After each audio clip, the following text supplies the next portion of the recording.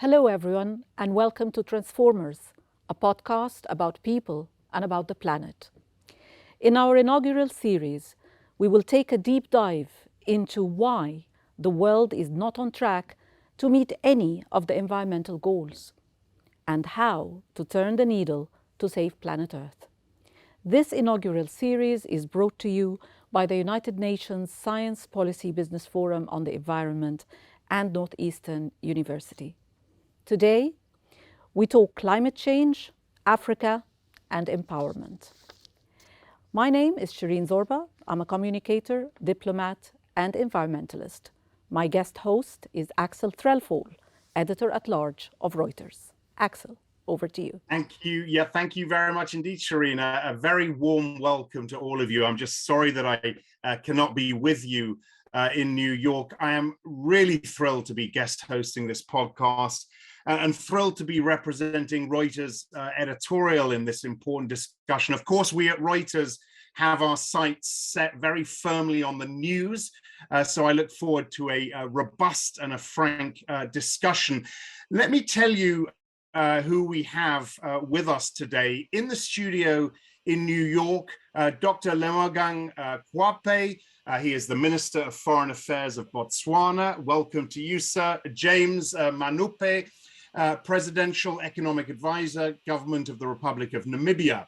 Professor Maria Ivanova is the Director of the School of Public Policy at Northeastern University. Jürgen Weichenberger is Senior Vice President, Schneider Electric. Steve Kokoda is Executive Director at the International Copper Association. And also joining remotely, as I am, is Harry Ferhar, the SVP at Signify. A very warm welcome to all of you. I'm sure this is going to be a super discussion. Look, I want to start with Maria, if I could. Very nice to see you again, Maria. You, of course, have dedicated a lifetime to the study of environmental governance, to multilateralism. Look, I've asked you this before, but I'm going to ask it again. Despite myriad agreements, conventions, institutions put in place for this very purpose, the commitments we make seem to be broken regularly. They seem to be broken relentlessly. What is going on? Why are we not getting on track to get this done? Well, thank you. Thank you very much for having me. And yes, indeed, great to see you, Axel. And I'm happy that we're having this conversation continuously over time because the answers change. Why are goals broken, you're asking? But I would like us to step back and say, why are goals set? Why do we set goals? We set goals because we want to achieve progress. And progress is elusive. We have to set new goals again and again because we want better progress. And we want progress because we want a better reality, a reality where we can thrive. And so I would actually take issue with saying we have not achieved any goals because we have. We have made progress on environment, we have made progress on sustainability, and we have resolved one global problem, or we are on track to resolving it, and that is the depletion of the ozone layer. And I think I would like, especially for this particular podcast series, which is Transformers, which is supposed to inspire, let's take actually a step back and say, well, why were we able to solve this one problem? And what can we learn so that we can solve others? Yeah. Because I got to say, Maria, you sound more optimistic now than you did when I last spoke with you, which I guess is a fantastic thing. Let me ask you, though, about something I believe you're not that optimistic about, and I know you've written a book about this, and that is weaknesses in the multilateral system, the weaknesses in the organizations themselves, in the cooperation among these organizations. What's going on there? How do you feel about that generally? Axel's putting me on the spot here and trying to get me out of my optimistic frame of mind today, but I will resist because I will say we are here now during a time that multilateralism, yes, is broken, and yes, it's absolutely critical. So multilateral institutions are not collaborating as they should. but we are seeing the pressure and the commitment to do so better. And, I am a scholar of the UN Environment Programme, which is the anchor institution for the global environment. And I think UNEP should do better. I think UNEP must do better in leading the collaboration of international institutions in reimagining environmental multilateralism. So there is a lot to be done there. And this is exactly why I think we have to look in history of the problems we have resolved and what it took to do so that we could learn and we could make even bigger strides. And what was absolutely critical was courage, commitment, and collective action. So we resolved the ozone depletion problem because there was courage on the part of individuals and institutions, and that is the head of UNEP and the UNEP as the institution, the head of the US Environmental Protection Agency, and indeed the United States as an actor, because there was commitment to doing something about this and creating the necessary institutions. And indeed, there was collective action that created the Vienna Convention, the Montreal Protocol, but also the financing mechanisms, the institutional mechanisms, and ultimately solidarity, because both the individuals and the institutions understood that we had to take collective action at different pace, and we had to invest differently in countries so that they would come up to the goals that needed to be achieved. Okay, very good. Great. Thanks for setting the context there, Maria. Shireen, let me hand it back to you. Thank you so much. On the road to Sharm El Sheikh, and despite rising global challenges, countries across the African continent are making headway already in designing ambitious and innovative initiatives to overcome the worst impacts of climate change. To succeed, these initiatives will require robust leadership and a new brand, perhaps, of intercontinental alignment and international cooperation. So I want to go here to Minister Kwape. And this year witnessed the shift that we saw, even a slight shift, perhaps some say it's very significant, in the US policy on Africa that was just announced a few weeks ago. And a new narrative that some see as a reshaping of US-Africa relations. Now, as the continent hosts the climate conference of the parties, just in a few weeks from now, to what extent you believe this signals the birth of a new brand of international cooperation in broader terms, not only with the US, but with other development cooperation partners?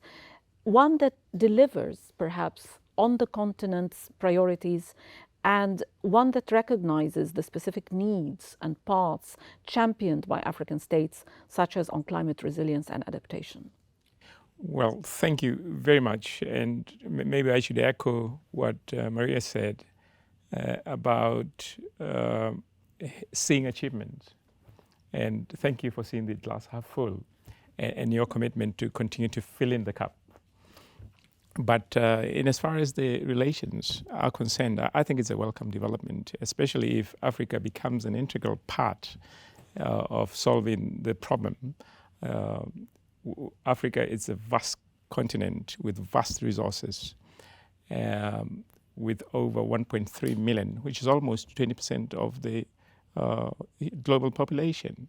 So there's a lot that Africa can bring to the table and to the party. And I believe this shift, not only by the US, but by other international organizations, is a welcome development, because we need to leverage on the demographic dividend that Africa has, on harvesting in a sustainable way the resources that we have in Africa. But I think what I could add to that is the way we harvest these resources needs to benefit both parties. We are no longer going to be accepting of extraction of these resources from Africa. We want to be party to the intellectual property generated from what we have. That's how we can contribute. The other thing is, as Africa develops, her carbon footprint may increase. So I think it's very important that we must develop sustainably so that we can reduce the carbon footprint. So this policy of the US and other international organizations towards Africa, it's very much welcome. And we hope and believe, and she talked about hope, we hope and believe that we will all have our hands on deck and realize the development that we don't only want to achieve for certain parts of the world, but for the entire continent, and then of Africa and the whole globe. What we've witnessed maybe the past few years and this year with the climate COP is that there are many initiatives coming out of the African continent, African countries, their own initiatives, a vision of where we're heading. What role does technology play in this, especially that we are surrounded here by leaders in the world of industry and technology, and as the discussion kind of progresses perhaps a little bit in that direction? What do we want? How do you see the role of technology? And when we talk about investment in capacity building, how is that related, do you feel, to some of the initiatives, to the shift, not only in the narrative, but perhaps also in the direction of how international cooperation should go? I think the whole civilization has been greatly impacted by technology. And I don't think we are in no different position now. But the most important thing is when this technology is being applied for public good, everybody must benefit. And I can give a simple example. We have the highest solar radiation in my own country of Botswana. So we don't want technology to be brought in just to extract the solar radiation that we have. We want to be party to the knowledge that is built out of the resource that we have. We want to be equal partners because we are just as committed as the pig is to breakfast in terms of where we want to see this planet, in terms of preserving it, because we only have one planet. Thank you very much. Minister Axel, over to you. Yeah, I have a couple of follow-ups, Minister. And I'll start with technology because Shireen just moved us there. We back in Stockholm, we did the Stockholm 50 event, and we heard on the stage there from Chepo Cheko, who's I believe I'm getting his title right, the CEO of the Botswana Business Region. He talked about the steps, the bold steps that you're taking to transform towards a tech-focused economy. But critical here, Minister, is transparency. Building out infrastructure in a just way, in a sustainable way. Investors need the visibility. How confident are you that this is being done in the right way at the right pace in Botswana? Well, I think Tshepo Tsheko was talking to the ecosystem that we built in Botswana. And maybe I can start from the legislative framework that we have in Botswana. That is our true north in terms of where we want to go. We have the Botswana Digital Innovation Hub, and that is where the technology is being displayed. And that's where we are inviting partners to come and partake in terms of the development of the technology space. But they're really keen on this technology zeroing in on what is indigenous to us, so that ultimately the knowledge that is derived out of that can be shared. So for us, that is critical, because the world will move in the not so distant time from resources to trading in knowledge. So we have an ecosystem that we are building, and we are inviting partners to come to Botswana to invest as partners, not to extract. I really want to re-emphasize that. We don't want people to come in and extract.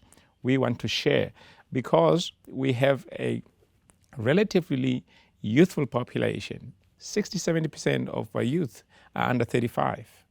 So, and reasonably well educated. So we believe we have a stake that we can play in terms of the technological development, and that will lead to what you rightfully said, to preservation of the environment that we so desperately need. And lastly, we need to really invest. I think the investment in the R&D space is very low, especially where the carbon footprint of those who pollute most, its effect is felt, and that is in the African continent. Mm. And I'm glad you mentioned that. Actually, I wanted to follow up on the investment piece, because again, with the transparency and the visibility, which is so important, both on the business side but on the governance side as well, it's so important. How are you prioritizing investment for more efficient responses to some of these global challenges. How quickly has that changed? Well, I'll give a living example. We are sitting on 200 billion tons of coal. That's a huge investment. That's a huge resource that we have. But we are now refocusing. We are now focusing more on solar in terms of our power production. I think that there's a shift, and we realize the potential. At the same time, we believe the R&D can play a critical role in terms of reducing the carbon footprint of the hydrocarbons and realizing the potential that they can give us without polluting the environment. Yeah. Good, Minister. Thank you very much indeed. Let me hand it back to you, Shireen. Thank you so much, Axel. Now, I'll move to industry. And Jürgen Weissenberger, Schneider Electric is a multinational company, obviously, that specializes in digital automation, energy management, for those of you who don't know, and with revenues exceeding 28 billion euros in 2021. I wanted to ask you, based on what the Minister just shared with us now, what policies do you think countries, governments need to have, especially in the developing world, in order to put in place the framework that would attract companies such as Schneider, like others, to come and invest, to create the technology revolution in these countries that we need, and to have activities there beyond a sales point towards maybe manufacturing or assembly, or bringing the technology there and raising capacity in that way, providing jobs and so on. Thank you, Shireen, and thank you for having us here as well, next to the Excellencies. So I think the key element is co-innovation, as the Minister already said, is not just we as the industry develop things and then we just say, okay, you have to buy it from us. We have to think about every country, every environment is different. So you cannot just say, here is a standard solution, and you just push it in like in a box, and then you try to sledgehammer everything around that it suits in. So for me as an expert in artificial intelligence, I always say artificial intelligence is not like a software system which you just install and you turn it on and it runs. It needs to be tailor-made for the environment where you want to act upon. So if you go to Botswana, it is a specific environment. There are specific elements which are heavily and strongly developed, and there's potentially other elements which are still missing. And I think the policies needs to encourage co-innovation. Because yes, we are an industry, we are not a charity, we are not giving stuff away. We spend a lot of money in development, but the point is we can only develop to a certain point, and then it needs the partner who says, okay, I'm not buying a ready-made product. I buy a solution which I'm now tailor-fitting to where I am and what I need. And that is the critical element. It's going away from some developed companies or states develop solutions and then they want to monetize them on the back of the countries in Africa, or you go to South America, or you go to Asia. And it has to go back to say, to realize we need to work together. And if we work together, we will also, at the end of the day, create the benefits together we have, so that companies like Schneider, like the Copper Association's members, say, okay, we're walking out there and we have done what we are supposed to do for our shareholders. And vice versa, a country then stands up and gets the benefits, and you get to the next level. As Maria said, the glass is not half empty, it's half full, and it's our job to further fill it up. So, and that's where we have to look on, and that's where obviously the countries need to encourage the industries by creating that set of level of attraction to come in. And I think when you're doing already a great job with the digital hub, and I think it's just the sort of form of promotion you need to add on. Before I give the floor back to Axel, Minister, would you agree with Jürgen's point of view on this? I do. The challenge that always ensues is the shareholder. And sometimes we forget that the resource bearer is a shareholder. We do. And I think if we come to the realization that this shared value of the technology must incorporate the resource that wouldn't be, otherwise the technology wouldn't be there if the resource was there. In terms of the resource, and I'll just give a few examples, the lithiums, the manganese, which are all battery components. The majority of them are found in the African continent. So we are saying as Africans that is what we are bringing to the table.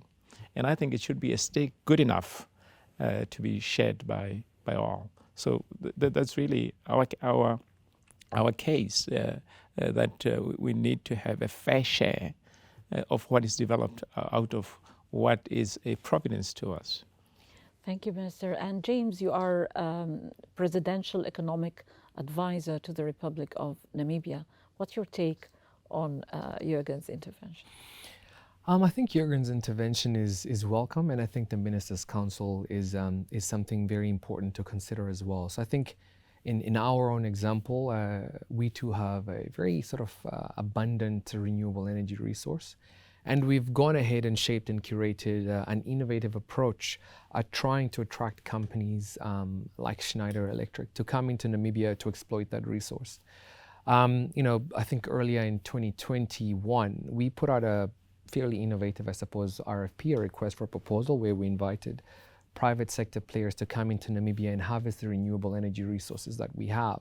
And then make them into green molecules, and so that we can share those molecules with developed nations, but even some of our own peers in the region, to help to decarbonize hard-to-abate sectors. And the reason we did that was, of course, Namibia, like a lot of other emerging markets on the continent and elsewhere, get disproportionately impacted and affected by climate change. In doing so, though, to sort of echo the minister's stance, we did actually invite the private sector players to articulate how much of the business model that they were proposing would they actually avail to the state to acquire an equity stake in that business model. Now, what we did do, because this is a fairly nascent industry, green hydrogen, green ammonia, and synthetics and related derivatives, we didn't actually prescribe what the minimum equity should be. And we also differentiated between free carry and equity that we could buy. These were two open criteria in the RFP. So it was very interesting. We said we had the aspiration to be co-partners, but we left it open to the private sector to compete and to lay a new marker. And it was quite interesting. The developer that actually won and was successful actually did have the highest equity that they offered to the Namibian government, and that was about a quarter of the equity. Interestingly, though, they did not offer free carry. They offered equity that we could buy. And we found that to be very interesting. And I think one of the things the minister said is, of course, Africa has the natural resources. That's absolutely true. In the case of Namibia, Botswana is a good example, South Africa as well. We actually also have a very large proportion of retirement fund savings that are quite hungry for well-curated investable assets, right? And so in Namibia, we're thinking creatively about how we could actually deploy some of those pension fund savings to take up some of that equity that has been offered by the developer, for example. So I think Africa has the resources, the space, but I think it also has these assets. And of course, our capital markets are not deep enough to absorb all of those pension fund assets. So that is one way we're trying to make sure that our citizens and our people do participate on equal terms with investors and deployers of technology into Namibia or into the region as well. So quite an interesting and dynamic conversation to be had for sure. A lot here to think about and Absolutely. a lot to mind, I suppose. So I'll give the floor now to Axel. Take it away. Yeah, thanks, Serene. And I actually, before I come to Harry over at Signify, I do want to just jump in a quick question to the minister and to James as well. And we heard from Jürgen. We're going to hear from Harry and Steve as well. What are the biggest challenges, would you say, working with companies like Schneider Electric, like Signify, engaging with companies like this? Does it happen quickly enough? And if not, why not? Well, I think, like I said, is the business model where you say, what will my shareholders say? Yeah. If I brought this to the boardroom, all we are saying is, let's have a fair share of what is derived out of the resource that we have readily available. But maybe not talking to the interactions that we've had with companies. I mean, my brother from Namibia just said they are offered a quarter of the value of the stake, but they have to buy it. But no consideration was made whatsoever to the existence of the resource. That's why I'm talking about providence. Yeah. And I think that's something that should be brought to the fore when people come into an investment. You know, if here in New York you have this building sitting, it could be a fantastic building, but you need land to sit on it. If you don't have land and somebody has land, you need to buy the airspace. So that's basically what I'm talking to. And James, same to you. I mean, how does one solve disputes or disagreements or different views like the one the minister has just laid out? How do you do that quickly? Because let's face it, as Maria mentioned at the top, you know, we need to move these processes forward as quickly as possible. What are you optimistic that things like this can be resolved quickly?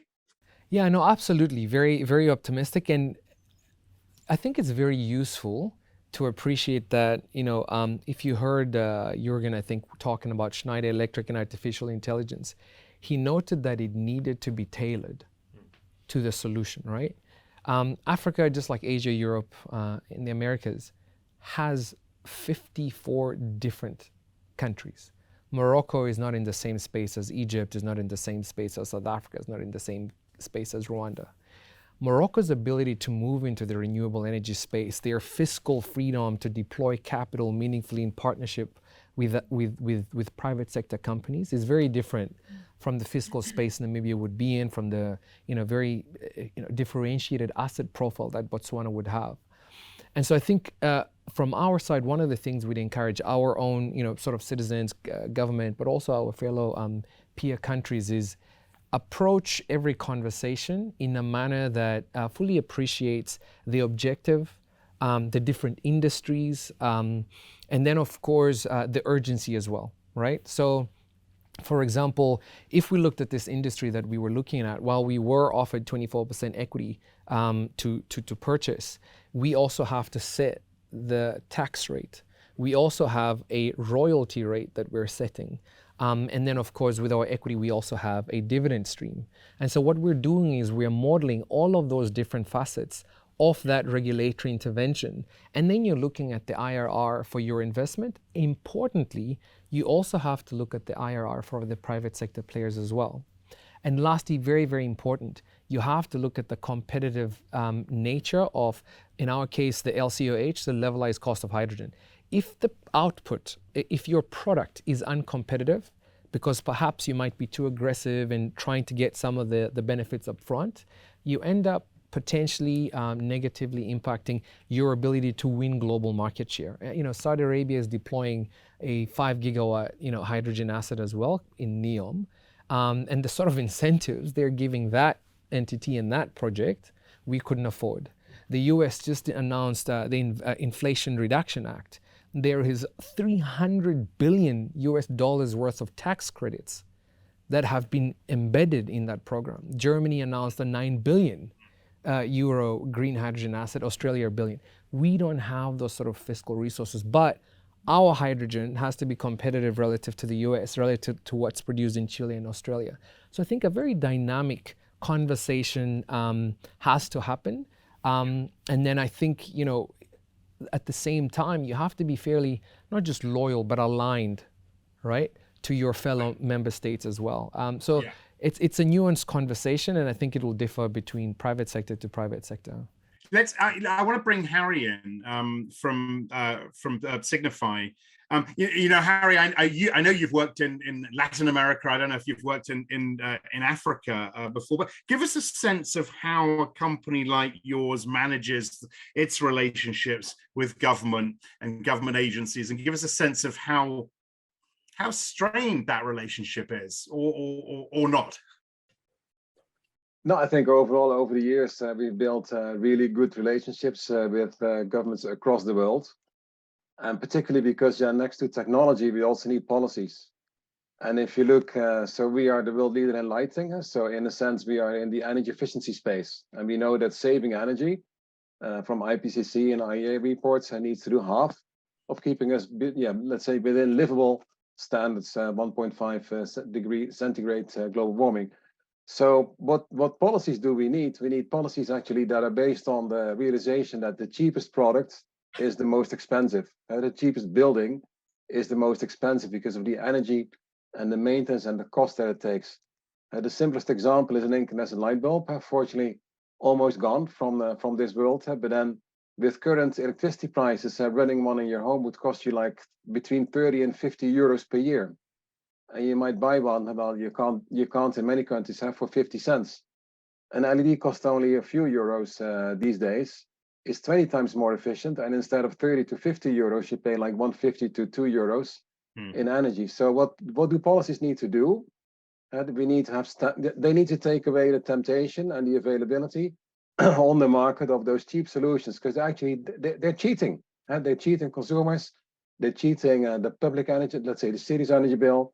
They're expensive for companies that use those.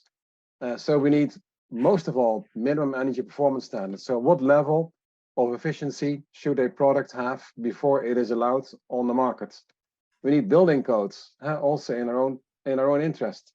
And one really crucial policy is in procurement. I coined the term, so Cherie knows, and I think Marie as well, of circular procurement. And procurement should not be based on the lowest initial price tag. So how cheap can you go when you purchase something? Because you're buying something that is going to be heavily, let's say, a big burden on you for the years to come. So we need circular procurement that looks at the whole life cycle, that looks over the life cycle, what is most economical, what is most friendly for the environment. And I think, that has done great things in California, in Europe, in more countries around the world. And this is also where we are engaging with African countries to see how can we move away from the cheapest and the oldest lighting technologies. So that also there, while we see many energy transitions going on, that we prevent actually that Africa, but also India and other developing countries, they are stuck with old technology, which are going to be more costly, even less affordable, like the ministers explained, and then enlarge the rich poor divide. So I think it's super important that we help Africa, let's say, to leapfrog and to benefit, because they will, relatively speaking, even benefit more than developed countries. But I guess my question, Harry, is how are those conversations going with African nations and Latin American nations and India? How are, and we all know it's important, but how are the conversations going? How quickly is this going to happen? I think so usually through a regional blocks like ECOWAS or like the, let's say, the South African countries have 15 combined, like the same OLADE in Central America. But one good example that is actually playing out this year has to do with the African Minamata Coalition, 37 countries led by Roger Barrot, the Minister of Environment from Burkina Faso. And of last year, he wrote an open letter to our CEO and asking for our support to phase out fluorescent lighting in Africa. And also there, LED tubes are already 3 times more efficient. You can save up 15 euros per year on just on one tube. But also they contain a lot of mercury. And particularly if you go there cheap and low quality, then you got 10 times more mercury than A brands like ours. So then in response, we responded to Minister Roger Barrot, and we're now working together. He's creating a group of 10 pilot countries that want to try out, also technically, how things are compatible or feasible. We also will support those projects in 10 countries. Actually, Botswana is one of them, of the 10 countries that we learned recently. And then, it's about collaborating. I think we're all in the same boat. We're all on the same planet. We all breathe the same air. So it's really important that public-private sector, and also supported by the thought leadership from NGOs, that we jointly solve this. Yeah. And I think also that maybe one last word, like here in this panel, how we talk, and we hopefully inspire people. But I also believe it's important how we spend our time. And it's what I call the 10-20-70 rule. That we should spend our time, like today, at 10% on inspiring people. So why do we do this? What is the greater and the better future we'd like to create? 20% also really important on how much should be done by when. And we know we need to double the speed of action in all areas. but 70% in perspiration, rolling up our sleeves and getting the job done, because it is a lot of work, and we need to learn while doing instead of talking and theorizing until we think we have the perfect solution. So I would say let's further speed up, get on with it, and work together to accomplish those goals, because it's important, it's urgent. We got no more time to lose. All right, very good. Thank you so much, Harry. Shireen, back to you. Thank you so much. I think we are ready to hear more from industry and understanding more about the nature of the relationship and how it can grow in terms of cooperation between private sector and government, and obviously the finance institutions that need to be part of this conversation. But listening to where we are at this point with this conversation, it's very clear to me that I would like to go back to the point that Maria made.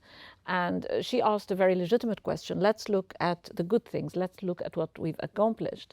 And you mentioned, obviously, our success in tackling the issue of the ozone layer. And perhaps just a thought that part of the reason I believe this worked and continues to work is the very unique relationship between how governments regulated and how the private sector came in, not only in terms of investment and transformation and changing the way things done, but also in providing the R&D required and the materials, the new chemicals that could replace more harmful ones. And you create a dynamic that changes the direction of where the world is heading. Also, perhaps the point that James made about some of the conversations that need to take place in the context of, say, for example, at a continental context, whether it's the AU or the African Ministerial Conference on the Environment or other fora, it's really, really clear, I think, that the silos that sometimes we build into our multilateral or bilateral or regional systems is just not valid anymore. We have to perhaps move into integrated solutions that work together and to break the silos, whether it's policy or, towards something that is a little bit more integrated. So I think this is kind of a takeaway at this point, and I think we'll open this for a little bit more discussion. But over to you, Axel, and I know that probably we need to talk more about this kind of cooperation. Yeah, well, I want to bring Steve Kokoda into the discussion, and again, Steve, public-private partnerships, something we've talked a lot about, clearly have the potential to accelerate economic, social development in Africa. Tell us about the experience of the International Copper Association and what you've learned, what lessons you've learned, especially the hard lessons you've learned, Steve. No, thank you, Axel, and thank you all. It's a pleasure to be here. It's quite an interesting discussion. I'm going to build on something that Harry said too, about the importance of partnerships. He talked about standards, and he talked about regions cooperating together. So the International Copper Association, or ICA, along with UNEP, leads an initiative called United for Efficiency, or U4E. U4E is transforming developing world markets towards energy efficient lighting, appliances, industrial equipment. It was before COVID that at a meeting of the African Union, there was a high-level agreement that the 54 countries would harmonize on their efficiency standards using what we call the U4E integrated policy approach. So we have this high-level commitment. So, for Botswana and Namibia, perhaps there's a role to be champions to take that, to move from commitment to action, right? So we launched a new partnership just recently called GEAR, Grid Efficiency and Resilience. Now, all grids, even here in wonderful New York, have losses. You generate a certain amount of power, and a certain amount is actually gets to the outlet. Now, those losses in Africa are unusually high as 56% in some countries. So you generate 100 watts of electricity and 44 are available at the outlet. That's just not acceptable. So GEAR aims to increase the supply of electricity by up to 1/3 without increasing power generation. We have the technology to do that. So to your question, Axel, ICA, I think, is probably, at the risk of sounding immodest, one of the the most active industrial associations, I would say, on clean energy and building partnerships around it. But we can't do everything that we like to, and I think the biggest challenge is related to financing. How do we bring the financing to the table to increase the efficiency of the grids in Africa? Who's going to pay for that? We know it'll pay for itself in terms of socioeconomic benefits over time. So to help address that, and I guess the final partnership I want to speak about is something that we launched again earlier this year. We've been quite busy this year, Shireen. Through Mission Efficiency, an energy efficiency financing marketplace. So to bring together the world's finance community to work with the world's energy efficiency community. And to Harry's point, that 70%, to roll up our sleeves and perspire a bit and figure out how to make this happen. Who's going to pay for the capacity building and technical assistance? It's several $1 million in each country just to get those baselines, to have bankable projects that the finance community wants. Who's going to pay for that? So that's a role that we're trying to fill as well. Very good. Thanks, Steve. And look, I know we've talked about the controversy of the extractives industry, and of course, the copper sits in that as well. Maybe I'll leave that, if we have time for it, and to come back to that. But Shireen, let me hand it back to you. Thank you very much, Axel. I think just one of the follow-ups to what you just said here, I would like to go to James, and if you have any kind of reaction to what Steve just shared. No, I have a fantastic reaction to what Steve has just said, right? Because, Namibia is a vast country, right? It's 824,000 square kilometers. It's 2.5 times the size of Germany, yeah? And the population is 2.5 million. So it's the second least densely populated country in the world. So try to build a transmission grid over a country that vast. We have like 50% access to electricity in the rural areas, only 70% in the urban areas, right? And so I think a conversation with gear is super, super relevant. But at the same time, we realize in Namibia that the lofty aspirations alone won't cut it, right? And so we do have to approach these very ambitious goals in a very practical manner. So to give you an example, this project or these assets that we want to build in Namibia, we're trying to build about a 5 gigawatt green hydrogen asset that will produce about 18 terawatt hours of electricity. The Namibian grid consumes about 4.5 terawatt hours, right? So more than 3 times what we typically produce, consume as a country. Now, a lot of that will be islanded, but some of that 18 terawatt hours will be curtailed. So we need to take that, build an intelligent and a dynamic, infrastructure, so grid interconnectors onto our own grid. And then what we would love to do is to stop importing from the Southern African power pool, become energy sufficient, and then with subsequent projects, start exporting into the SAPP. Now think about what Steve just said, right? If we want to become an energy trader, but a clean energy trader, you need infrastructure that limits the losses of all the hard work of building these generation assets. So I think Namibia really needs to have a conversation with gear, and we would love to be selling clean energy to Botswana, to South Africa, to the SAPP as a whole. Very, very importantly, we know that trying to approach that through traditional financing mechanisms is not going to work, right? Namibia's whole GDP is like $11 to $12 billion. I was saying to one of my financing colleagues from Morgan Stanley, depending on the exchanger and whether it's a good or a bad day, right?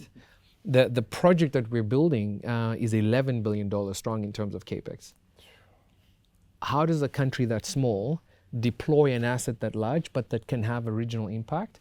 And this is why we're designing what we're calling SDG Namibia 1, which is a blended financing fund that will be deploying development capital in the one, construction capital, typical equity in the second, and then sort of operational capital in an operation fund, typical debt. Because we do think you need fit for purpose capital to make some of the assets that you want to construct affordable and relevant, right? So that tariff that comes out in the end is affordable and practical for the region. And we are actually going to be announcing this at COP27 in Egypt, because we do think it is a practical continental approach because I know Egypt also will be looking to build green hydrogen assets. And instead of just focusing on the molecules going to Europe, sharing the electrons across our African peers is important. But importantly, there is a need and an ability to differentiate between funders, right? The DFIs, the international financing institutions, there are many donors that would love to be giving very cheap, if not concessionary, if not grant funding in the development fund to get the capacity building and the concept going. And then even in the equity, in the development fund, export credit agencies can bring differentiated capital that actually lowers their cost of capital, but avails, very interesting returns for pension funds. All of a sudden, you're getting your own pension funds involved in building the infrastructure to change the lives of Namibians and their neighbors. So I think that is such a practical conversation to have. And it's a conversation that the Namibian government wants to engender with GEAR, with DFIs, but also with equity and debt funders as well. And we'd love to tell you more about it when we do launch it at COP27 in Egypt. We're looking forward to that. Thank you, James. And it looks to me like an extension of this conversation has to be a conversation about financing. Absolutely. We need to go beyond perhaps, the talk about development financing, which has been, some would argue, successful in building pilots, in maybe showing the way. But when it comes to real large-scale investment, Absolutely. it has to be a different type of financing. Absolutely. That we need to maybe reimagine, as Maria would say. And I'm sure we'll create the opportunities to do that. And among our audience today, we have some amazing experts that we're very proud to have on board. And I hope we have them as guests with us the next time to talk about financing. Absolutely. Now, over to you, Axel. Okay, look, I've got a wary eye on the time as well, and I want to obviously go back to Maria, and I want to hear from the minister again. But just before we do, and apologies by the way, because I having a little bit of an issue with audio, but I want to just ask Jürgen one piece. I know you spoke about the AI, some of the AI solutions.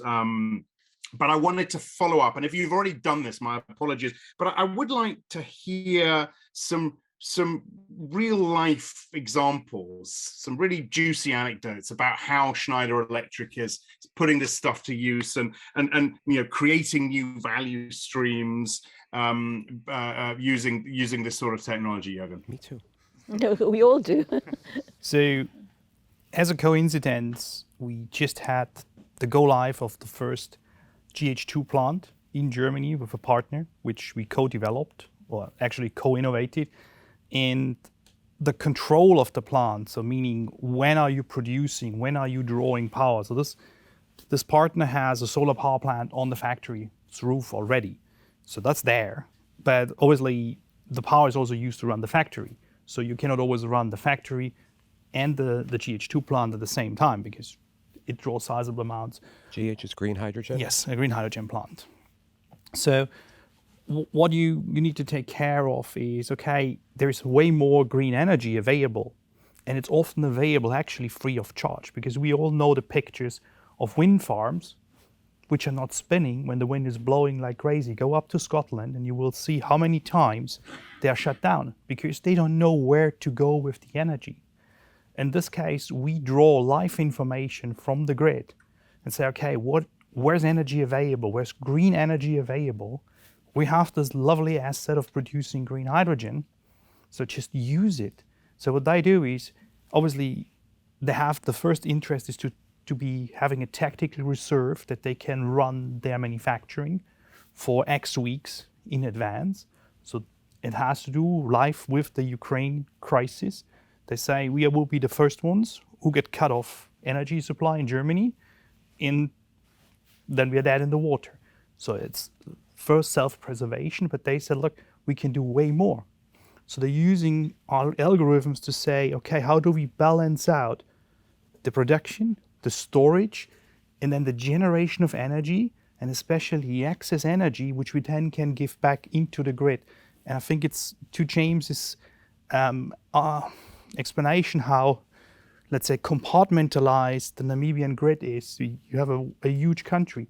So we are working heavily with these approaches to say we do it like a district energy system. So instead of building massive transmission networks across the country, we say put the smaller plants where you need them, where you need the energy, create the synergy effect. And what the artificial intelligence in there does, it balances out. So it takes care that you give a lot of energy back to the people. It's green. It's actually free energy. And you have your own stuff you need to keep competitive for what you're doing in this case. Yeah, that's fascinating, and again, I think we need a whole separate podcast to talk about these sorts of things. Look, before I throw it back to you, Shireen, and we'll get some bigger thoughts on what we expect, or what the minister and the advisor and Maria expect from COP. Let me just ask a very quick question to the industry leaders here, and I want to pretty quick response as well, if I can get it. It's something Steve and Harry we've talked about before, and it is quite a big question, and that is, does industry get a big enough chair at the table in these discussions in the multilateral system? I mean, what do you get a big enough chair? Is your voice heard? What more needs to be done? Let's go through this quickly. Harry, let's start with you, then go to Steve, and then go to Jürgen. I think in all reality, yes, so that's good cooperation, but the answer is no. So we don't get enough and not big enough chairs, because we're actually communicating already for years and years, and also with Schneider Electric and others, that the technology exists. If policies will support also taking away the temptation of the technology that are not good for us, not in any aspect, then that would actually also further accelerate innovation. And it would also increase, as one of the ministers mentioned, our IRR. And so we can jointly speed up things by working closer together. Even at COP or at the UN, sometimes we have to find creative ways to get entry badges. But in the end, we're also all citizens. We're also all, many of us are parents. We see the relevance of the future that we like to create.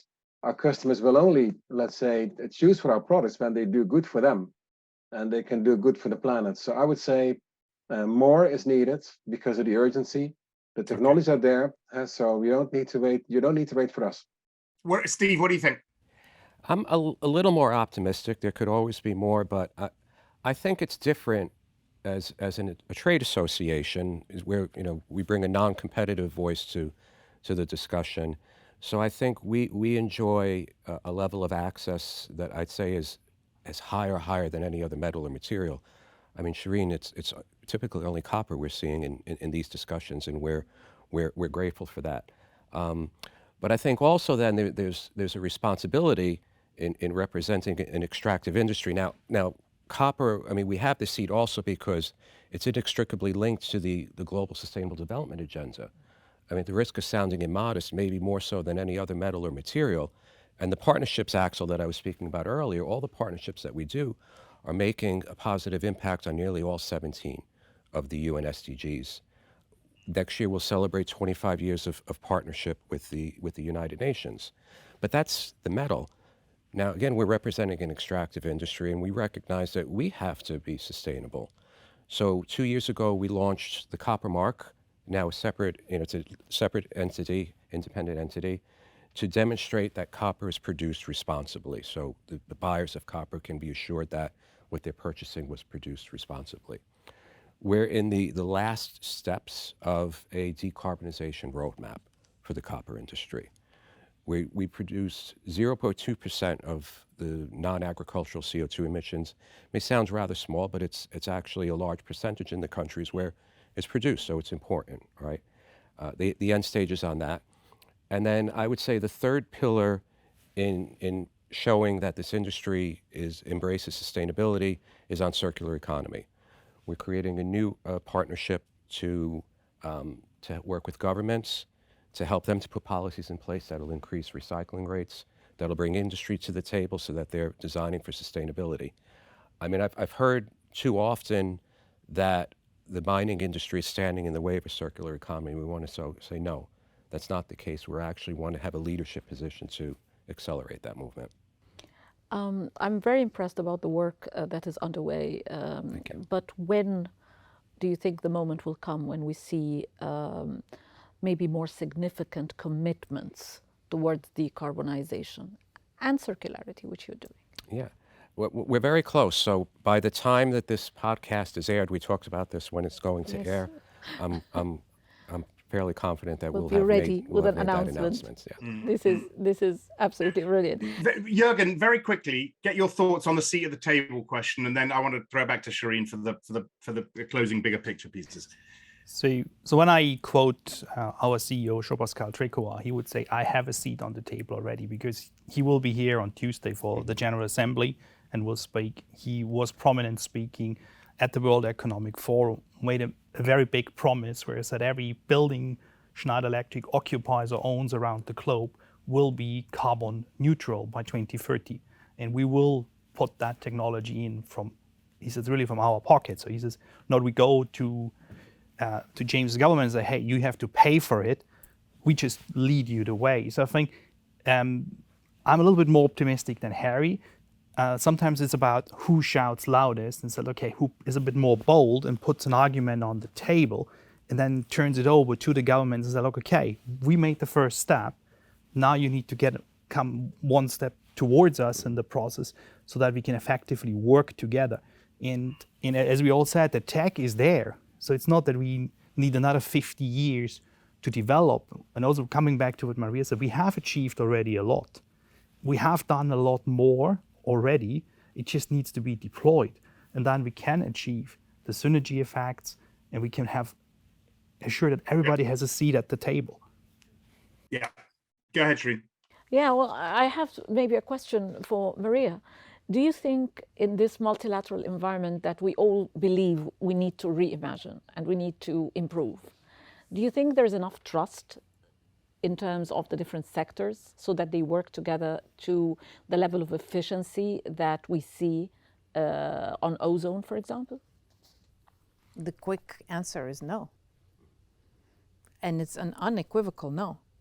If there is one thing lacking in the multilateral system, it is trust.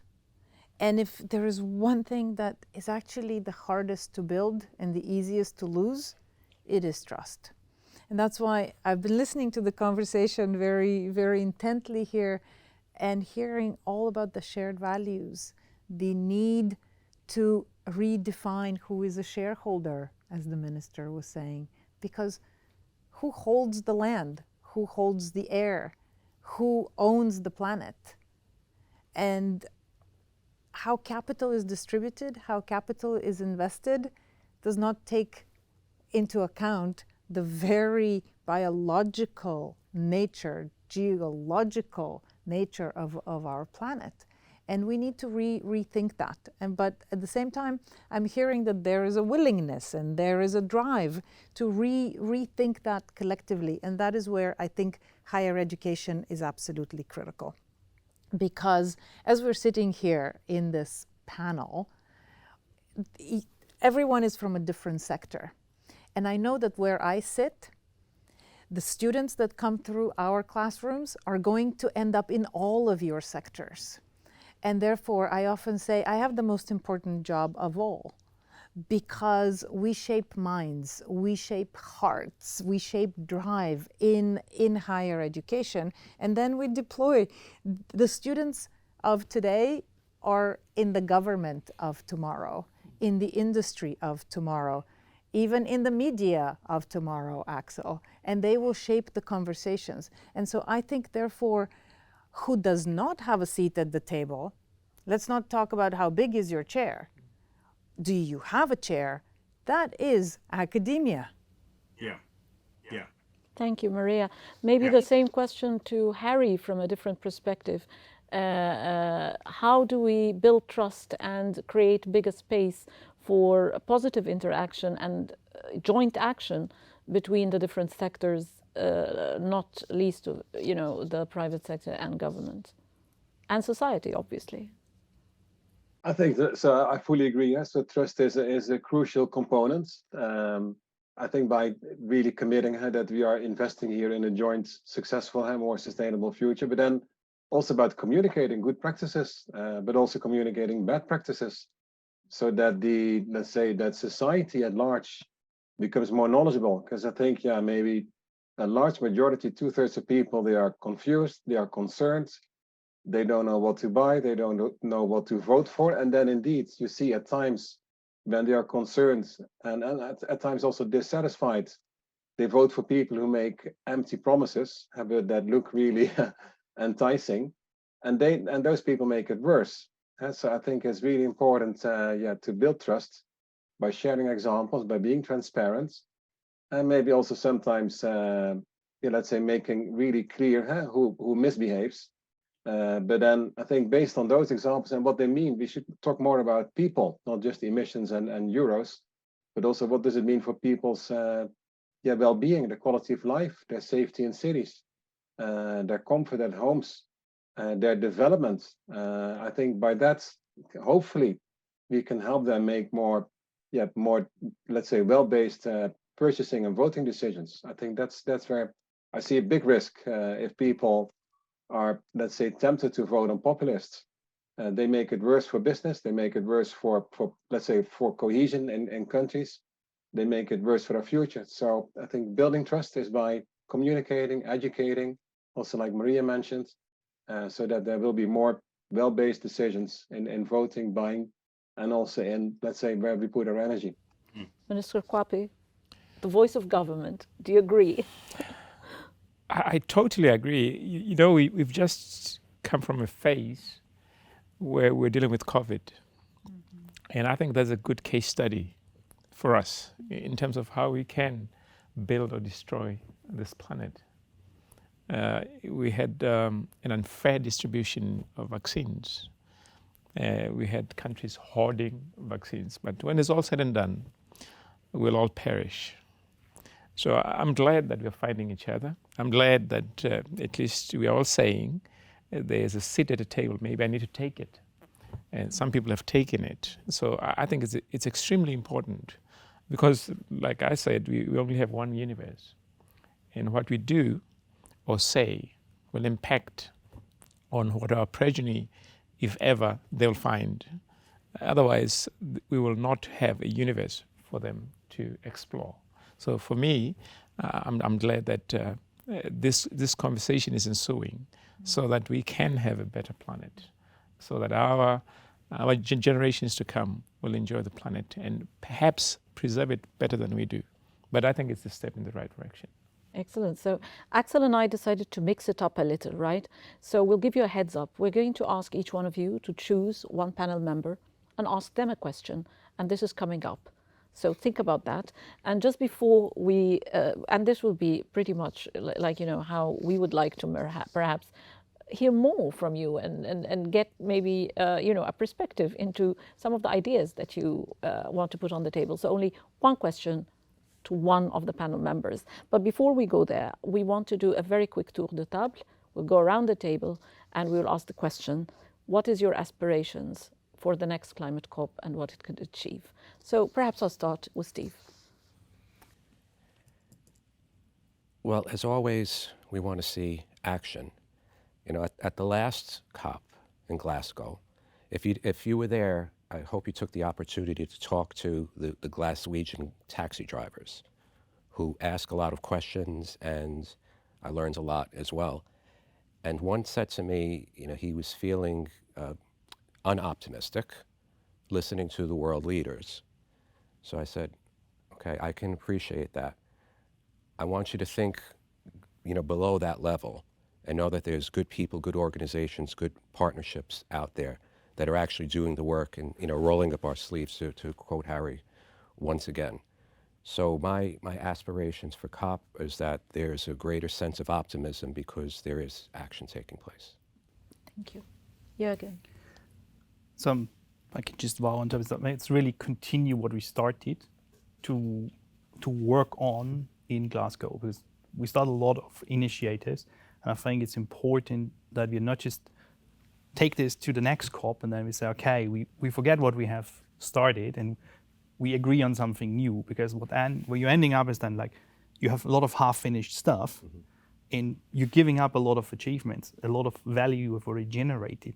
So I think it's important is to follow through on the one side, and then back to Maria's opening comment again is like add on new things. You said like, okay, that we have greatly done.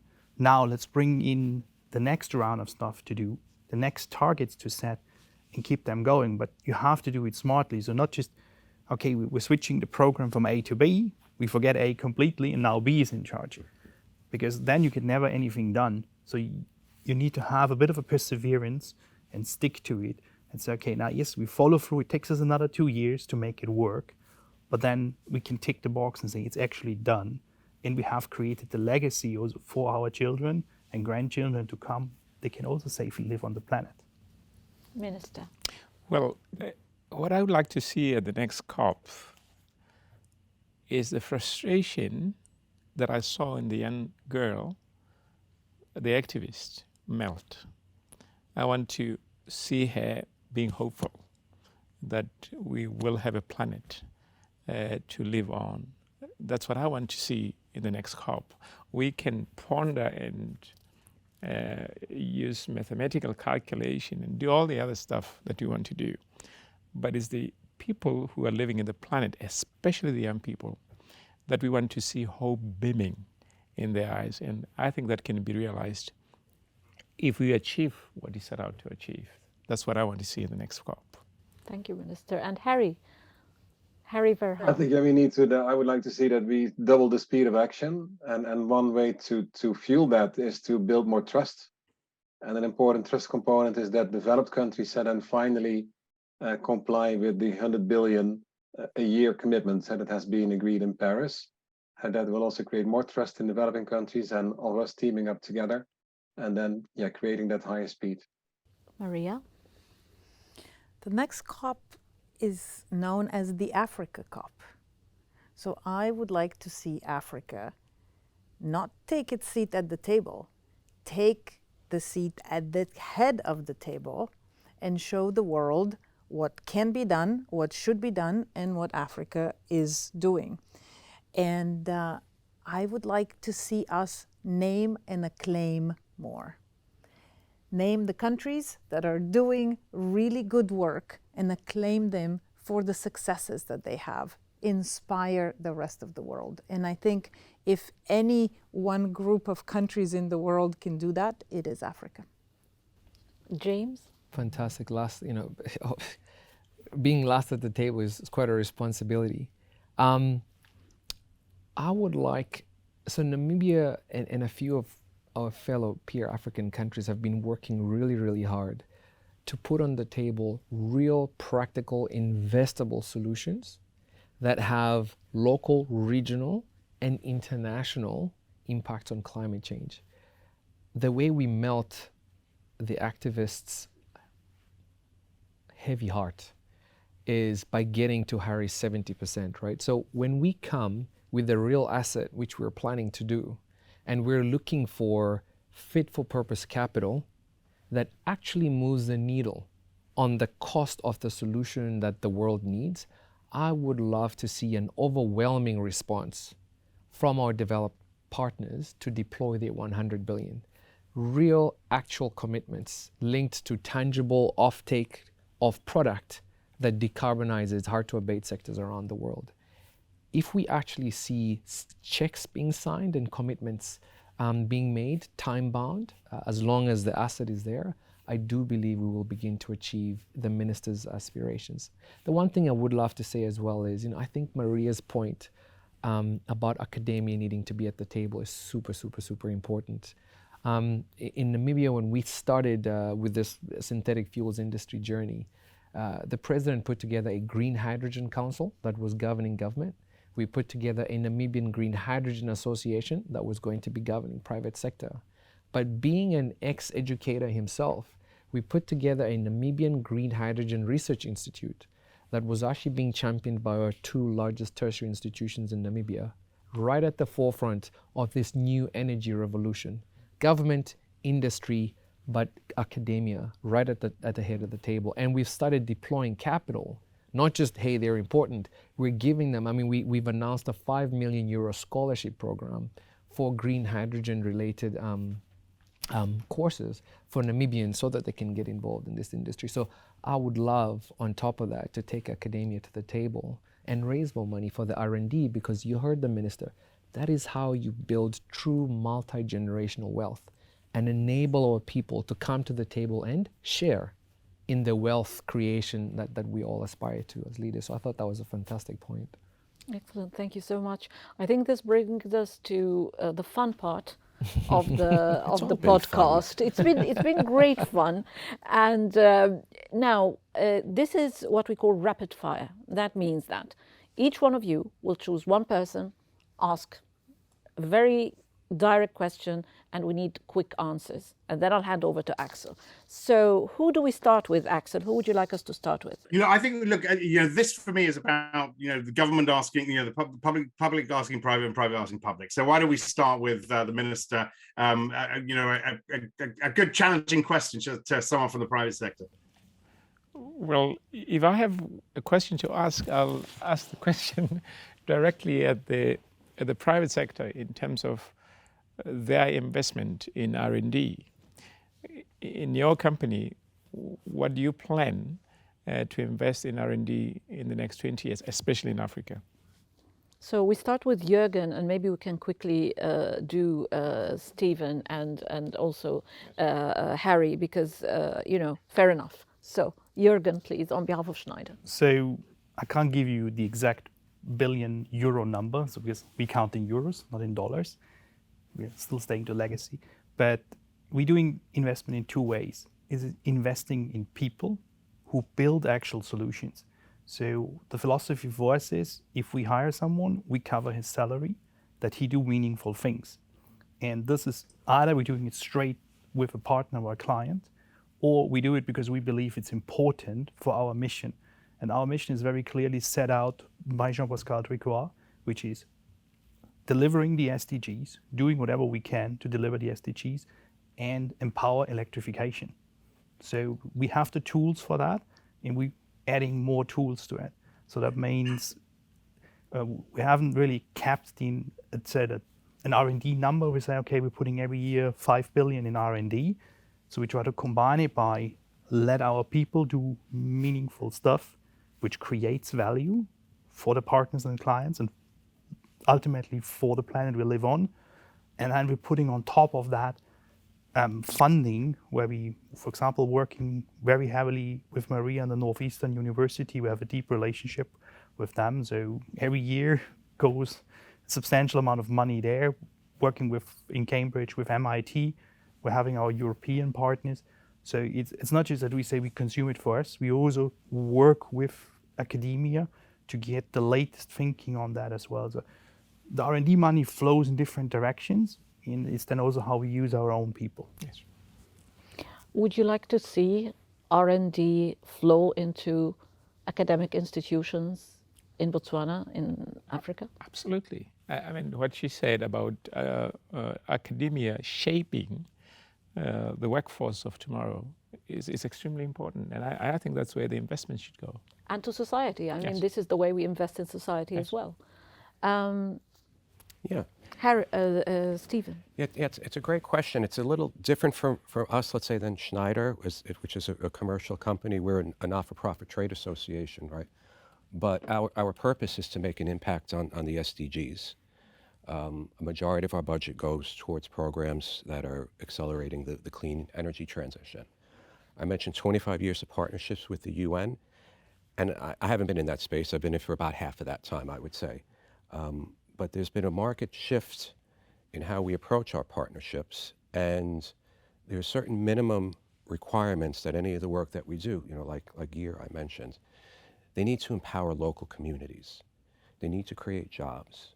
They need to provide education, right? So I promise this is the last partnership I'll mention. Last year in COP in Glasgow, we launched an initiative called CORE, Cornerstone of Rural Electrification. And CORE is ensuring that we're not having energy access for the sake of access, that we're embedding principles of reliability, efficiency, sustainability. And CORE goes into countries and it trains people on the ground to be able to install and to maintain decentralized renewable energy systems, because not everyone is going to get their access directly from a grid. It's early days, right? We've trained hundreds of people in Africa, and then there's a multiplier effect. We now have skills trainers in countries that can train more people. right? So then the hundreds become thousands, and so on and so forth. So for us, it's all about being able to empower local communities. Thank you very much. And then I'll move to Harry. Harry, in return for a short answer, you will be the one to ask the next question. What about that? No, I think the Minamata follow-up on phasing out fluorescent tubes in Africa is a good example, because actually also one element that was mentioned by the African team is that they learned from their mistakes. And that was referring to low-cost, low-quality products that actually looked really attractive, but then within months it didn't work anymore. So then they had to pay twice. So I think that's a good example, and that means that also for business to be successful on innovations in Africa, that we need those policy frameworks that actually protect consumers from such crappy products. So I think that's how we can work iteratively on advancing innovation and progress in Africa, which is absolutely crucial. My question is to Maria.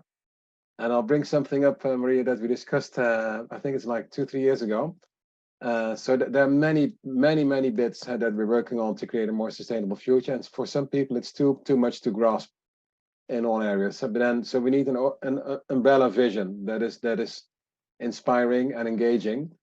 And I said once that vision is not like that we're trying to improve capitalism, or that we have a new disguised form of socialism, but that we need a new model for socio-economic development, and I call it sustainalism. So my question is, then you having the youth in your classrooms, could your students also work out more on this model, on what it would mean in the different areas, what sustainalism would mean, and then also share this with governments or in panels and in podia like this, so that we also advance on that vision and drag more people along. Harry, thank you. And yes, we've had these conversations over time. I love that sustainalism concept, and we need Axel to make us to help us communicate it more. And I'd like to say one thing, clear one misconception. We say you have the young people. Yes, we do, but not only. We are committed to lifelong learning. And this is what's happening. People are coming back into the classrooms in various ways, whether it's online or in person, whether it's from government or from business. And so academia has a very dynamic role to play in society as shaping and reshaping minds. And Harry, not only do I have that access now, and that's kind of global because our classrooms are expanding, but one of our students is in the room here today, in the audience. So I'm going to take exactly what you're saying and charge our PhD students in public policy on thinking about a vision for sustainalism in a global public policy manner. That's a very good one. I think. So I guess I get to ask the next question? No. Oh. We'll come back to you in a second. Okay. We'll go to James.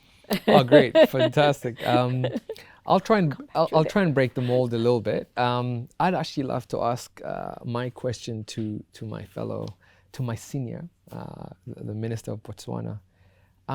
Minister, how does Namibia and Botswana work more strategically together to make COP27 a resounding success and an African COP that is one for the ages? What can we do more to make sure that we arrive there with the narrative that has been strategically well thought through? I think, maybe to answer your question, perhaps I should preface saying this. I think we've lost a golden opportunity in terms of our engagement with our international partners, especially in the mining sector, in terms of negotiating with a company very well known to the two of us. But I think we've made a lot of inroads. We just had a binational commission last week. And one of the issues that we discussed was how to have free movement between our two countries. Now we're going to be using IDs in the not so distant future. So all you have to do is just show up with your ID at the border so that you can move into either of our two countries. And I think in the energy space, we need to do the same. We are around the same belt of the continent. same solar radiation. So all the technologies that you can deploy in Namibia, we can deploy in Botswana. So I think we need to share this resource and share not only between ourselves, but also to the world. We need to share our policies. We need to stop being the dumping ground of the developed world. We need to have policies that are very clearly defined that we are not a dumping ground. So when we go to the COP, we come with a unified voice. Absolutely. And everywhere we go, whether we negotiate or whether we innovate together. Correct. And I don't think it's only Botswana and Namibia, I think it's the rest of the continent. Because we have the demographic dividend, like I said, we have the market, and we need to develop sustainably. Correct. So urban development in a sustainable way is extremely important. And I was glad to hear that they're really trying very hard to bring efficient light bulbs that are not detrimental to the environment. I think that's what we can do together. Thank you. Incredible. Steve. I'm going to break the mold a little bit because I want to talk to James, but I don't have a question for him. I have a suggestion. Sure. Now, I like to, as you know, build partnerships, and I'm always listening to see where new partnerships could be formed, and that's why I love that we're getting back to this face-to-face, right? Because I never knew that Namibia is looking to deploy pension funds money, right, towards good projects. Absolutely. So a suggestion to you would be to look at the European Union, and it was announced at the last COP, an aggregation of, I think, $130 billion in pension funds money to go towards, climate projects, right? And now we're trying to work with that fund to, to bring energy efficiency to the forefront, because as Harry said, it's nearly half of the Paris Agreement. So my suggestion would be, as you embark on this, to not look at as something, it is new, but to take lessons from the ones who have tried before you, and you'll have more success, and I'd be happy to help make those connections for you. I would absolutely love to That's even better than a question. accept the extension of that hand right there. I'll accept that partnership, and I'd love to talk to you after the program. Thank you. Excellent. Yeah. Jürgen? So I think I take Steve. So you have a lot of members which are playing a significant role in obviously generating a lot of CO2. How would you encourage to accelerate on their programs when, like, we're not naming them, but there's all of them trying to run their haul trucks on fuel cells now, so on hydrogen instead of blowing tons of diesel. But how you really say, look, guys, just don't experiment, get your act together and do it.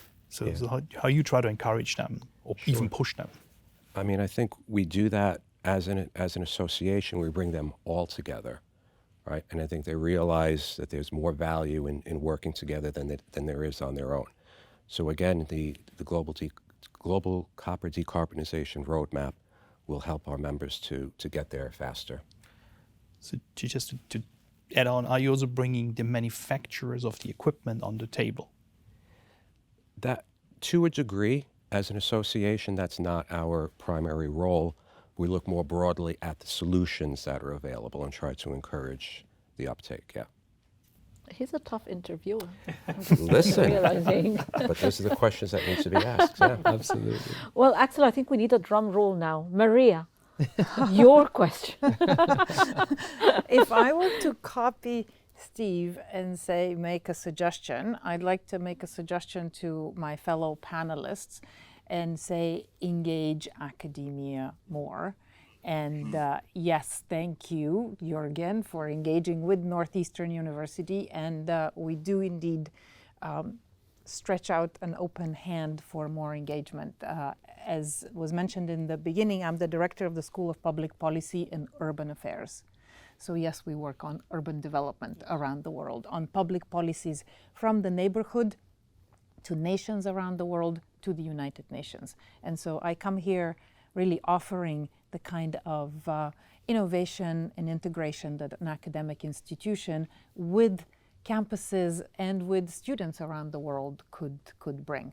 But on my question, I'm going to turn to James and say, you mentioned this almost kind of cognitive dissonance of Namibia as a large country in terms of land mass and a very small state in terms of population.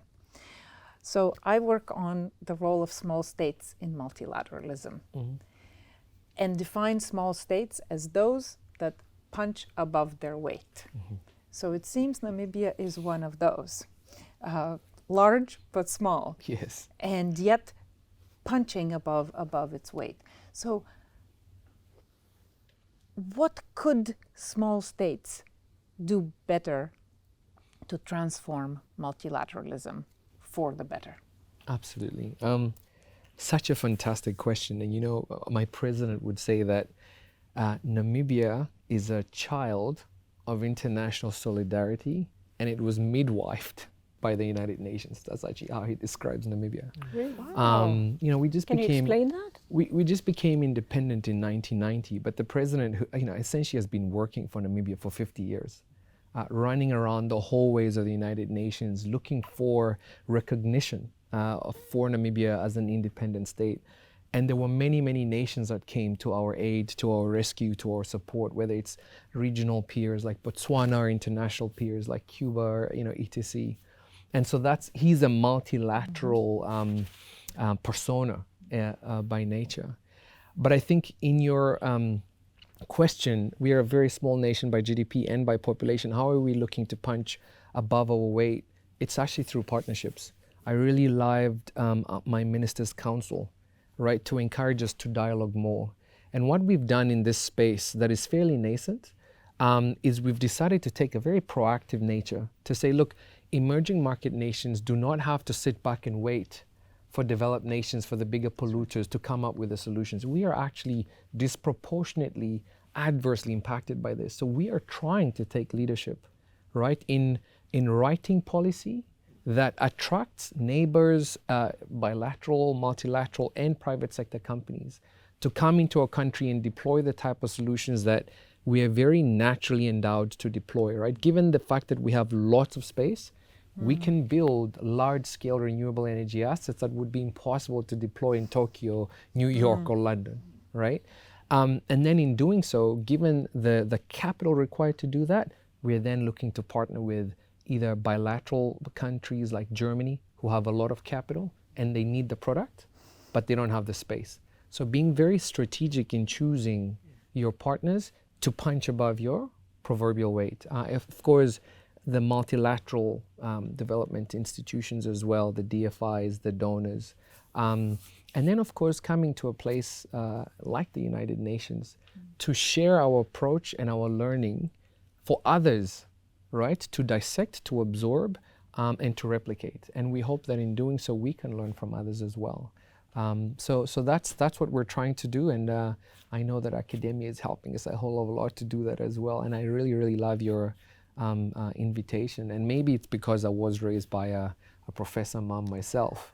I do think that is one of the most strategic things that the president is doing in Namibia, is actually putting academia at the coalface of trying to solve for this. And so today, you know, the University of Namibia and the Namibian University of Science and Technology have more partnerships with universities around the world than we have ever done since independence. And they're actually leading this charge in Namibia, and that's fantastic to see. Thank you. You're most welcome. Well, I guess for the conclusion of our session, I'll do something that was not rehearsed at all. We have Neither was neither was this. We have some of the most amazing participants sitting on the other side. And we are going to take their seats for just a second. And I'll ask some of them who would volunteer to come our side and give us very quickly, their aspiration for the next climate COP and any observations or feedback regarding our discussion. We have here in our audience, and I just want to highlight that, the top civil society representatives for the UN Environment Programme, right here in our midst, listening, taking notes, and I'm sure during the COP and during the UN Environment Assembly, they will be taking action too, and during the General Assembly. We have some amazing academics. We have one of the top-notch economists, bankers, investment experts, should they wish to be part of this discussion. We have one of the most innovative research for development experts who is advising the financial sector on which companies to invest in based on their performance and decarbonization. We have one of the top artists in the world, filmmakers, whose work is not only amazing, working with Jane Goodall, working on different types of work on wildlife, but also trying to change the world their own way and their most innovative way possible that is very different from what we do. So I think this discussion has been really enriching. It's been wonderful. I'm going to ask that we wrap up with Axel's permission as well by changing seats for just a second. And we want to hear from them what their thoughts are. Hello, my name is Carmen Capriles. I am the co-chair of the facilitating mechanism of stakeholders and major groups for UNEP and UNEA. Well, we haven't met our environmental goals. Furthermore, we have identified 3 major planetary crises, which are climate change, biodiversity loss, and chemical waste and pollution. Nevertheless, what we need now to change this is to change our relationship with nature, is a stronger political will from the different governments, the different parts that are right now the leaders of our planet. Furthermore, what we also need is major commitment from private sector in order to stop extractivism and start a more sustainable practice that can include circular economy among other practices. Thank you. Hello, my name is Maria Tibisay Salerno. I'm a responsible investor. In order for us to save the world, I think we need to help the capital markets become more efficient. I think they need better information so that capital can flow and fund the innovations that we need in order to reduce emissions.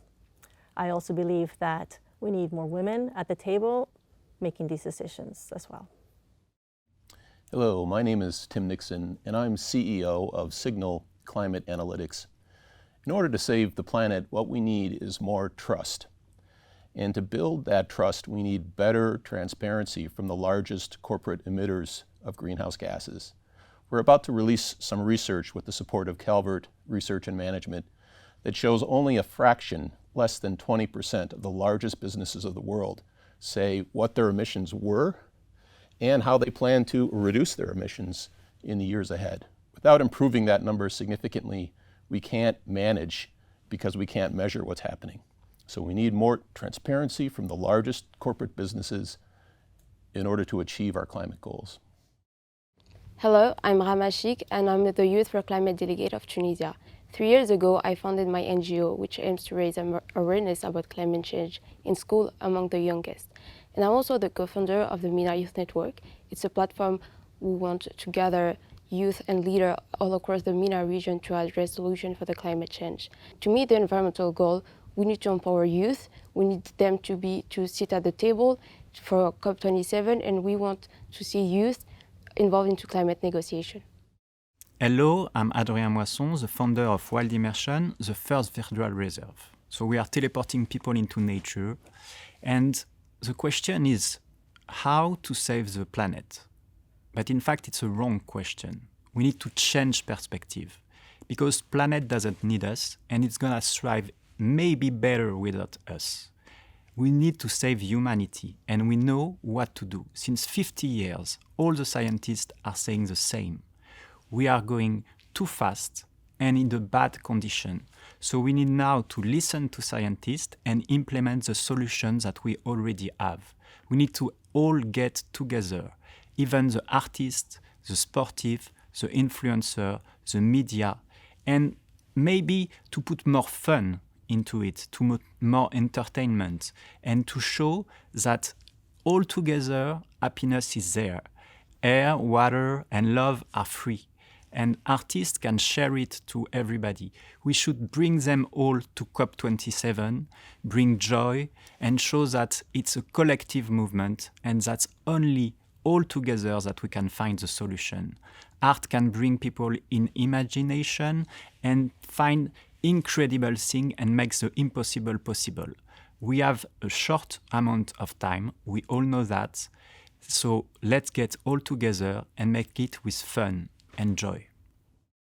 Hello, my name is Olga Skaredina. I'm a first-year PhD student in public policy at Northeastern University, and I'm also a youth representative.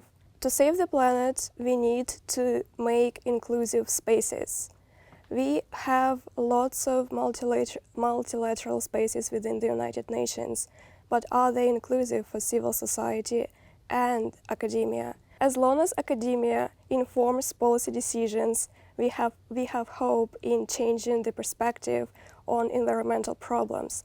As long as industry, governments, and United Nations listen to what academia has to say, then we have a new perspective on how to tackle environmental issues. I will go to the academic in our midst, Maria, and I want you to give me very quickly your 3 takeaways from this conversation. We were so delighted to have you, Minister. Thank you for your generosity.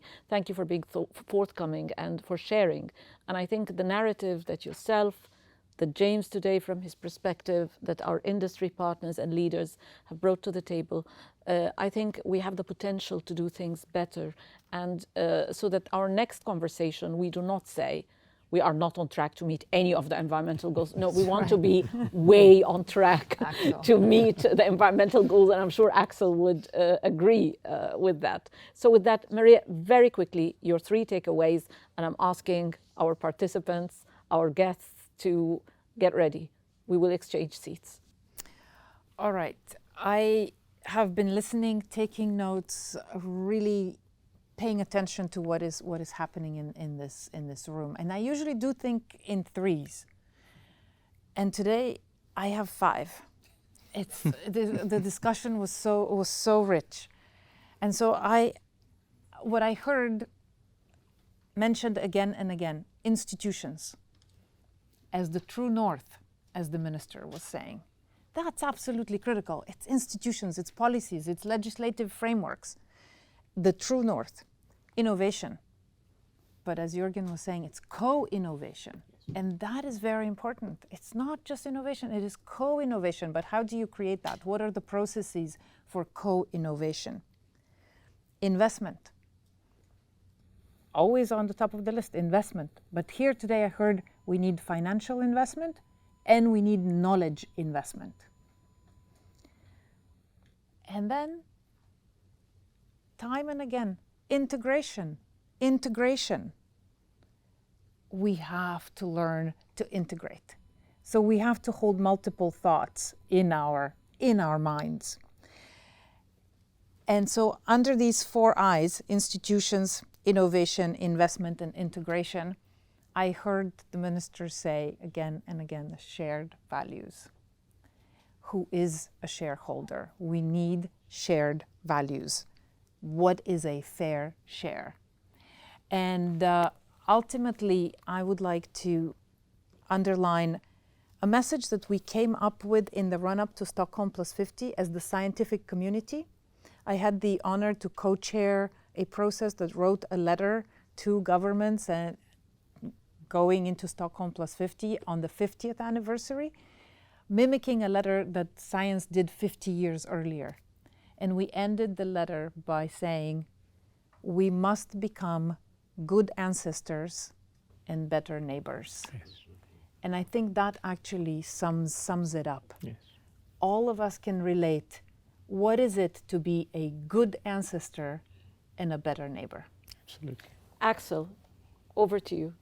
Okay, Shireen, look, that just about wraps us up today for our inaugural podcast. I do want to thank all of our speakers. It's been a really fascinating discussion, and we've opened a lot of avenues here as well to have many, many more podcasts to delve a little bit deeper into some of these avenues. But let me thank Minister Kwape, James Manuipi, Professor Maria Ivanova, Jürgen Weichenberger, Stephen Kokoda, Harry Fahar, and many, many thanks to you as well, Shireen, for putting all of this together. We will see you all again soon at Sharm El Sheikh's UN Climate Conference. From me, Axel Kroll at Reuters. Thanks very much indeed. Thank you all.